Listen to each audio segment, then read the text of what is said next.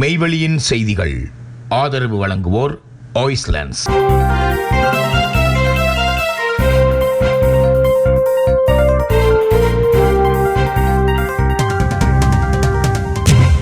வணக்கம். மெய்வெளியின் செய்திகள் வாசித்தளிப்பவர் சுகந்தினி சிவகுமார். முதலில் இலங்கை செய்திகள். ஈஸ்டர் ஞாயிறு பயங்கரவாத தாக்குதல்கள் தொடர்பில் 747 சந்தேக நபர்கள் கைது. குற்றப்புலனாய்வு திணைக்களம் மற்றும் பயங்கரவாத புலனாய்வு பிரிவினர் மேற்கொண்ட விரிவான விசாரணைகளை தொடர்ந்து 2019 ஈஸ்டர் ஞாயிறு பயங்கரவாத தாக்குதல்கள் தொடர்பாக மொத்தம் 747 சந்தேக நபர்கள் கைது செய்யப்பட்டுள்ளதாக பொது பாதுகாப்பு அமைச்சர் ஆனந்த விஜயபால இன்று செவ்வாய்க்கிழமை தெரிவித்தார். 14 உயர்நீதிமன்ற வழக்குகளில் மொத்தம் 100 சந்தேக நபர்களுக்கு எதிராக சட்டமா அதிபர் குற்றப்பத்திரிகை தாக்கல் செய்துள்ளதாக பாராளுமன்றத்தில் உரையாற்றிய அமைச்சர் விஜயபால தெரிவித்தார். மேலதிக விசாரணைகள் இடம்பெற்று வருவதாகவும் பிரித்தானிய தொலைக்காட்சி வலயமான சேனல் 4 ஆவணப்படத்தின் ஊடாக வெளிப்படுத்தப்பட்ட தகவல்கள் மற்றும் ஏனைய விசாரணைகளின் அடிப்படையில் மேலதிக விசாரணைகள் நடாத்தப்படும் எனவும் அமைச்சர் வலியுறுத்தினார். இதன் மூலம் வெளிவரும் உண்மைகளின் அடிப்படையில் மேலதிக சட்ட நடவடிக்கை எடுக்கப்படும் என அமைச்சர் தெரிவித்தார். தற்போதைய அரசாங்கம் பதவி ஏற்றவுடன் ஈஸ்டர் தாக்குதல் தொடர்பான புதிய கட்ட விசாரணைகள் ஆரம்பித்துள்ளதாக விஜயபால சுட்டிக்காட்டினார். இந்த விசாரணைகள் கண்டுபிடிப்புகள் நவம்பர் 11 கொழும்பு நீதவான் நீதிமன்றில் சமர்ப்பிக்கப்பட்டு மேலதிக விசாரணைகளுக்கு உட்படுத்தப்பட்டுள்ளதாக அவர் குறிப்பிட்டார்.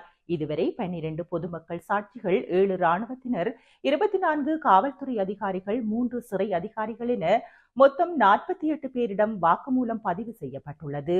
மேலதிக தகவல்களை வெளிக்கொணரவும் மேலதிக ஆதாரங்களை திரட்டவும் விசாரணைகள் இடம்பெற்று வருவதாக அமைச்சர் உறுதிப்படுத்தினார். மாவட்ட ஒருங்கிணைப்பு குழு கூட்டங்களில் அரசியல் தலையீடுகள், ஜனாதிபதி தலையிட வேண்டும் என கோரிக்கை.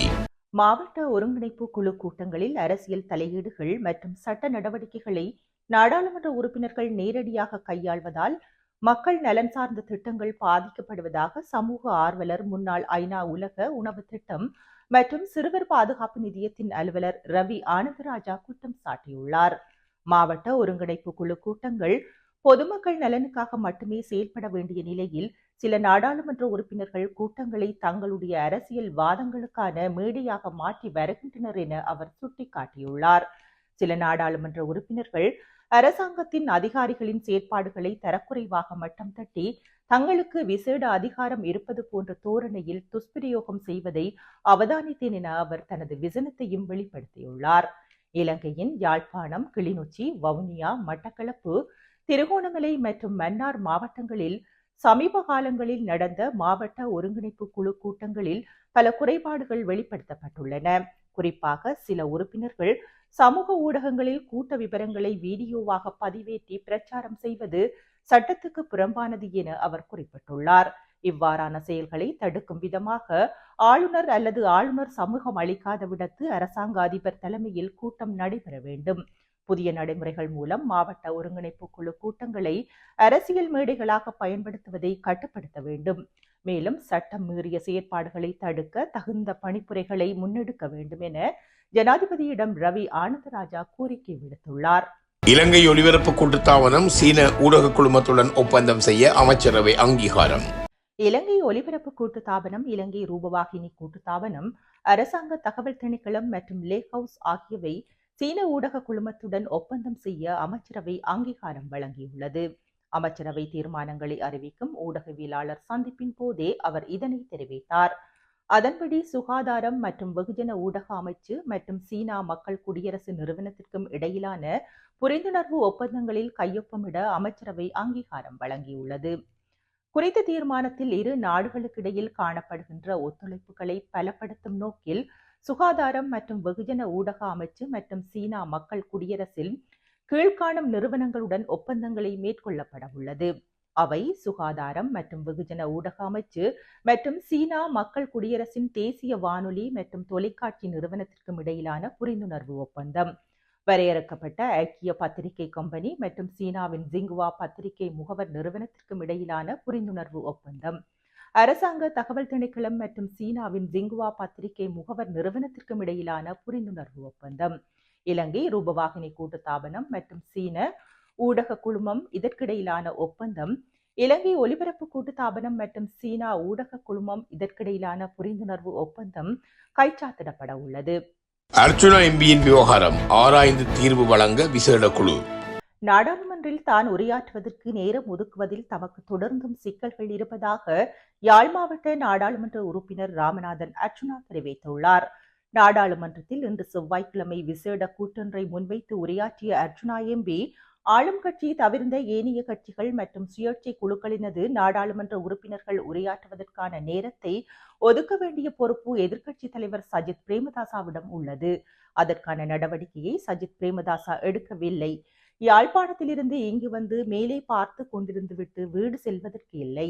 தனக்கு உரையாற்ற சந்தர்ப்பம் வழங்கப்படாமையால் நாடாளுமன்றம் வந்தும் பயனற்ற நிலைமை உள்ளது என தெரிவித்தார்.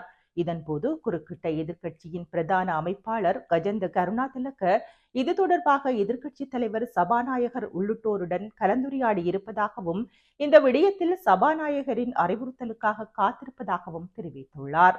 இது தொடர்பான அறிவுறுத்தலை சபாநாயகர் வழங்கிய போதும் அதற்கான நடவடிக்கையை சஜித் பிரேமதாசா எடுக்கவில்லை எனவும் அர்ச்சுனா எம்பி குற்றம் சுமத்தினார். இதற்கு பதில் அளித்த சபாநாயகர் ஜகத் விக்ரமரட்ன, எதிர்க்கட்சி பிரதம கொறடாவுக்கு இது தொடர்பில் உரிய கடிதம் மூலம் தெரியப்படுத்தியுள்ளோம். அர்ச்சுனா எம்பியின் விவகாரம் தொடர்பில் ஆராய்ந்து தீர்வு வழங்க விசேட குழுவொன்றை நியமிக்க நடவடிக்கை எடுக்கப்பட்டுள்ளது என தெரிவித்தார். இலங்கையிலும் அடையாளம் காணப்பட்ட சீன வைரஸ். சீனாவில் இந்த நாட்களில் பரவி வரும் RPA வைரஸ் சில சந்தர்ப்பங்களில் இலங்கையிலும் அடையாளம் காணப்பட்ட ஒரு வைரஸ் நிலை என மருத்துவ ஆராய்ச்சி நிறுவனம் தெரிவித்துள்ளது. வைரஸ் தொடர்பில் தேவையற்ற அச்சத்தை ஏற்படுத்த தேவையில்லை என வைரஸ் நோய்க்கான விசேட வைத்திய நிபுணர் யூட் ஜயமகாத் சுட்டிக்காட்டியுள்ளார். கொழும்பில் நடைபெற்ற ஊடகவியலாளர் சந்திப்பில் கலந்து கொண்ட போதே வைத்தியர் யூட் ஜயமகா இதனை தெரிவித்துள்ளார். பொதுவாக இருமல், சளி, லேசான காய்ச்சல் ஆகியவை இதன் அறிகுறிகளாகும். மேலும் நாள்பட்ட நோய்கள் உள்ளவர்கள் சுவாசிப்பதில் சிரமம் ஏற்பட்டு நிமோனியாவாக மாறலாம். ஆனால் இது மிகவும் அரிதாகவே நிகழ்கிறது மற்றும் அனைவருக்கும் நடக்காது. இது உயிரிழப்பதற்கான நிகழ்தகவு மிகவும் குறைவு. சில நாட்களுக்கு காய்ச்சல், இருமல் மற்றும் சளி போன்றவற்றுக்கு பிறகு பெரும்பாலான மக்கள் குணமடைகின்றனர். வைரஸ் உள்ளதா என்று சோதிக்க வேண்டிய அவசியமும் இல்லை என அவர் மேலும் தெரிவித்துள்ளார். கண்புரை சத்திர சிகிச்சை காரணமாக பார்வை இழந்த நோயாளர்களுக்கு இழப்பீடு. கடந்த காலத்தில் மேற்கொள்ளப்பட்ட கண்புரை சத்திர சிகிச்சை காரணமாக பார்வையிழந்த நோயாளர்களுக்கு இழப்பீடு வழங்க அமைச்சரவை தீர்மானித்துள்ளதாக சுகாதார மற்றும் ஊடகத்துறை அமைச்சர் வைத்தியர் நலிந்த ஜெயதிச தெரிவித்துள்ளார். மேலும் குறித்த மருந்து இறக்குமதிக்கு காரணமான அனைத்து தரப்பினருக்கும் எதிராக சட்ட நடவடிக்கை எடுக்க அமைச்சரவை தீர்மானித்துள்ளதாக இன்று பாராளுமன்றத்தில் உரையாற்றிய அவர் தெரிவித்தார். நுவரேலியா பொது வைத்தியசாலையில் கண்புரை சத்திர சிகிச்சைக்கு உட்படுத்தப்பட்ட பல நோயாளர்கள் பார்வை இழந்துள்ளதாக தெரிவிக்கப்பட்டது. இவர்கள் தொடர்பில் சுகாதார அமைச்சின் மேலதிக செயலாளர் தலைமையில் குழு ஒன்று நியமிக்கப்பட்டு அக்குழுவின் அறிக்கை கிடைக்கப்பெற்றுள்ளது. இதில் பார்வை இழந்த 17 நோயாளர்களுக்கு அரசினால் இழப்பீடு வழங்க வேண்டும் என்று நேற்று அமைச்சரவையில் தீர்மானிக்கப்பட்டது. இதுபோன்ற இழப்பீடு வழங்குவது இதற்கு முன் நடந்ததில்லை. எனவே நாங்கள் இப்போது இழப்பீட்டு முறையை தயாரித்து வருகின்றோம். அது மாத்திரமன்றி இந்த மருந்தை இறக்குமதி செய்வதற்கு காரணமானவர்களுக்கு எதிராக சட்ட நடவடிக்கை எடுக்கவும் அமைச்சரவை தீர்மானித்துள்ளது என அவர் தெரிவித்தார். செய்திகளில் இனி இந்திய செய்திகள். அண்ணா பல்கலை மாணவி பாலியல் வன்கொடுமை விவகாரம் தமிழகம் முழுவதும் தேமுதிகவினர் நேற்று ஆர்ப்பாட்டம். அண்ணா பல்கலைக்கழக மாணவி பாலியல் வன்கொடுமைக்கு உள்ளாக்கப்பட்டதை கண்டித்து தமிழகம் முழுவதும் தேமுதிகவினர் நேற்று ஆர்ப்பாட்டம் நடத்தினர். சென்னையில் போராட்டத்தில் ஈடுபட்ட 200 பேர் கைது செய்யப்பட்டனர். சென்னை மதுரவாயில் மின்வாரிய அலுவலகம் அருகே ஆர்ப்பாட்டம் நடத்துவதற்காக தேமுதிக துணை பொதுச் செயலாளர் SK சதீஷ் தலைமையில் 200க்கும் மேற்பட்டோர் பேரணியாக வந்தனர். ஆர்ப்பாட்டத்திற்கு அனுமதி வழங்காத போலீசார் அவர்களை தடுத்து நிறுத்தினர். இதையடுத்து போலீசாருடன் வாக்குவாதத்தில் ஈடுபட்ட கட்சியினர் பின்னர் சாலை மறியல் போராட்டத்தில் ஈடுபட்டனர். இதனையடுத்து அனைவரையும் கைது செய்த போலீசார் அருகில் உள்ள தனியார் மண்டபத்தில் அடைத்தனர். இதற்கிடையே போராட்டம் தொடர்பாக தேமுதிக பொதுச் செயலாளர் பிரேமலதா விஜயகாந்த் வெளியிட்டுள்ள அறிக்கையில், ஜனநாயக முறைப்படி எந்தவித அசம்பாவிதங்களும் நடக்காமல் தமிழகம் முழுவதும் ஆர்ப்பாட்டம் நடத்தியுள்ளோம். மக்களுக்காக நாம் நடத்தும் ஒவ்வொரு போராட்டமும் அவர்களது மனதில் நீங்கா இடம் பிடிக்கும் என்று தெரிவித்துள்ளார். தேர்தல் வாக்குறுதிகளை முழுமையாக நிறைவேற்றுவதில் தமிழக அரசு கவனம் செலுத்த வேண்டும். மார்க்சிஸ்ட் கம்யூனிஸ்ட் கட்சி வலியுறுத்தல். தேர்தல் வாக்குறுதிகளை முழுமையாக நிறைவேற்றுவதில் தமிழக அரசு கவனம் செலுத்த வேண்டும் என மார்க்சிஸ்ட் கம்யூனிஸ்ட் கட்சி வலியுறுத்தியுள்ளது. இதுகுறித்து தமிழக அரசு பல தேர்தல் வாக்குறுதிகளை நிறைவேற்றியிருந்தாலும் நிறைவேற்றப்படாத பல முக்கிய வாக்குறுதிகளை நிறைவேற்ற வேண்டும் என பெரும் எதிர்பார்ப்பு மக்களிடம் உள்ளது. குறிப்பாக சொத்து வரி உயர்வு, மின்கட்டண உயர்வுகளால் ஏழை எளிய மற்றும் நடுத்தர மக்கள் பெரிதும் பாதிப்படைந்துள்ளனர். சிறு குறு தொழில் முனைவோர்கள் மத்தியில் பெரும் பிரச்சனையாக உருவாகியுள்ள மின்சார நிலை கட்டணத்தை திரும்பப் பெற வேண்டும் என வலியுறுத்தி வருகின்றனர். நீதிமன்ற தீர்ப்புகளை காரணம் காட்டி ஏழை எளிய மக்களின் குடியிருப்புகளை அப்புறப்படுத்தும் நடவடிக்கைகளுக்கு எதிராக மக்கள் போராடி வருகின்றனர். கோயில் நிலங்களில் குடியிருக்கும் மக்களுக்கு குடிமனை பட்டா வழங்க வேண்டும் என வலியுறுத்தி வருகின்றனர். அதேபோல அரசு ஊழியர்கள், ஆசிரியர்கள், போக்குவரத்து, மின்சார ஊழியர்கள் மற்றும் ஒப்பந்த ஊழியர்கள் தங்கள் கோரிக்கைகளை அரசு நிறைவேற்றும் என்ற எதிர்பார்ப்பில் உள்ளனர். ஆட்சிக்கு வந்து 4 ஆண்டுகள் ஆகியுள்ள நிலையில் அனைத்து வாக்குறுதிகளையும் நிறைவேற்ற தமிழக அரசு கூடுதல் முக்கியத்துவம் அளிக்க வேண்டும் என மார்க்சிஸ்ட் கம்யூனிஸ்ட் கட்சி வலியுறுத்துகின்றது என்று அவ்வறிக்கையில் குறிப்பிடப்பட்டுள்ளது. செய்திகளில் தொடர்வன உலகச் செய்திகள்.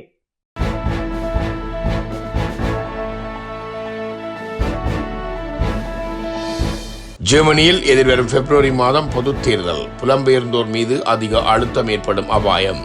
ஜெர்மனியில் எதிர்வரும் பிப்ரவரி மாதம் பொதுத் தேர்தல் இடம்பெறவுள்ள நிலையில் புலம்பெயர்ந்தோர் மீது அதிக அழுத்தம் ஏற்படும் அபாயம் ஏற்பட்டுள்ளது.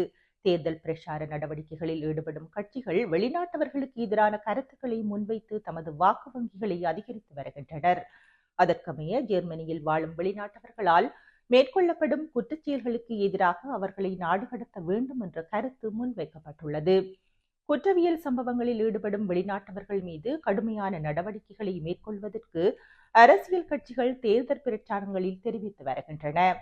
ஜெர்மனியில் வதிவிட விசாவை வைத்திருந்தால் அவர் 2 குற்றவியல் சம்பவங்களில் ஈடுபடுவாராயின் குறித்த நபரை நாட்டை விட்டு வெளியேற்ற வேண்டும் என கிறிஸ்தவ ஜனநாயக ஒன்றிய கட்சியின் பொதுச் செயலாளர் காஷல் லிண்டன் தெரிவித்துள்ளார்.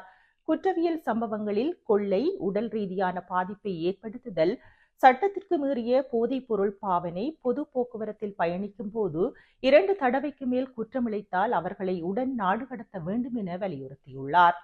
தற்கால வதிவிட விசாவை வைத்து இருக்கின்றவர்களை நாட்டை விட்டு கடத்த வேண்டிய நிலையில் இருந்தால் அவர்களும் நாடு கடத்தப்படுவார்கள் என்றும் தெரிவித்துள்ளார். ஜெர்மனியின் வெளிநாட்டவரின் சட்டம் 45ஐ அவர் சுட்டிக்காட்டியுள்ளார். மேலும் சட்டம் 45இல் மாற்றங்களை ஏற்படுத்த வேண்டும் என்றும் தெரிவித்துள்ளார். ஜெர்மனியில் அதிகளவான சிரியா நாட்டவர்களே குற்றவியல் சம்பவங்களை புரிவதால் அவர்களை உடனடியாக நாடு கடத்த வேண்டிய நடவடிக்கைகளை மேற்கொண்டு வருகின்றமை இங்கு குறிப்பிடத்தக்கது. கனடா அமெரிக்காவின் 51வது மாகாணமாக இணையலாம், ட்ரம்ப் தெரிவிப்பு. கனடா அமெரிக்காவின் 51வது மாகாணமாக இணையலாம் என 2வது முறையாக அமெரிக்க அதிபராகும் டொனால்ட் ட்ரம்ப் தெரிவித்துள்ளார். கனடா பிரதமர் ஜஸ்டின் ட்ரூடோ ராஜினாமா செய்த நிலையில் ட்ரம்ப் இதனை தெரிவித்துள்ளார். சொந்த கட்சியினரின் ஆதரவு, கூட்டணி கட்சியின் ஆதரவு உள்ளிட்டவற்றை இழந்த காரணத்தினால் தனது பதவியை 53 வயதான பிரதமர் ட்ரூடோ ராஜினாமா செய்துள்ளார். இந்த ஆண்டு இறுதியில் கனடாவில் தேர்தல் நடைபெற உள்ளது. இந்த சூழலில் அமெரிக்க அதிபர் தேர்தலில் வென்ற நிலையில் தொடர்ந்தும் பலமுறை அமெரிக்காவுடன் கனடா இணைய வேண்டும் என ட்ரம்ப் தெரிவித்து வந்தார். அமெரிக்காவின் 51வது மாகாணமாக இணைவதில் கனடாவில் வசித்து வரும் பலரும் விரும்புவார்கள். வர்த்தக ரீதியான அழுத்தங்களை அறிந்தே ட்ரூடோ ராஜினாமா செய்துள்ளார். கனடா அமெரிக்காவுடன் இணைந்தால் வரிகள் குறையும், மேலும் ரஷ்யா மற்றும் சீன கப்பல்களின் அச்சுறுத்தலில் இருந்து முற்றிலும் பாதுகாப்பாக இருக்கும். ஒன்றிணைவோம், அது பெரிய தேசமாக இருக்கும் என ட்ரம்ப் தற்போது கூறியுள்ளார். அமெரிக்காவின் தெற்கு எல்லை பகுதியில் நிலவும் சட்டவிரோத போதைப் பொருள் பழக்கம் மற்றும் சட்டவிரோத குடியேற்றத்தை தடுக்காமல் போனால் கனடா பொருட்களுக்கு 25% இறக்குமதி வரி விதிக்கப்படும் என ட்ரம்ப் ஏற்கனவே அச்சுறுத்தியுள்ளார் என்பது குறிப்பிடத்தக்கது. இனி வருவது KV மணி டிரான்ஸ்பரின் நாணய மாற்று விகிதம்.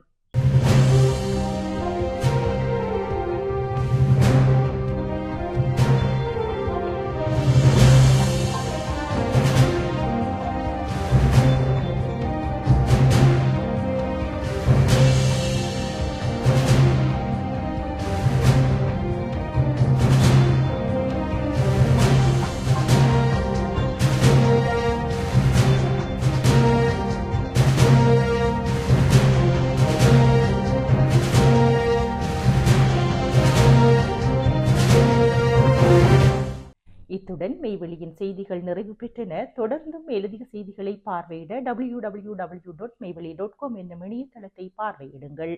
மேலும் மெய்வெளி ஆப்பையும் பதிவிறக்கம் செய்து கொள்ளுங்கள். வணக்கம்.